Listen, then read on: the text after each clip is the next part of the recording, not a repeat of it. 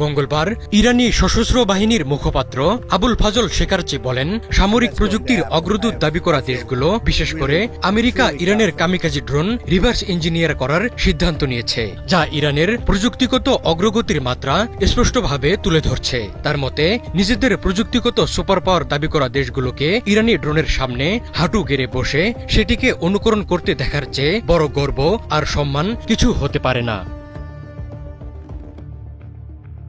সাম্প্রতিক বছরগুলোতে আয়াতুল্লাহ খামেনির নেতৃত্বে সমরাস্ত্র শিল্পে ব্যাপক উন্নতি ঘটিয়েছে ইরান। বিশেষ করে ড্রোন শিল্পে তো দেশটিতে রীতিমতো বিপ্লব ঘটে গেছে।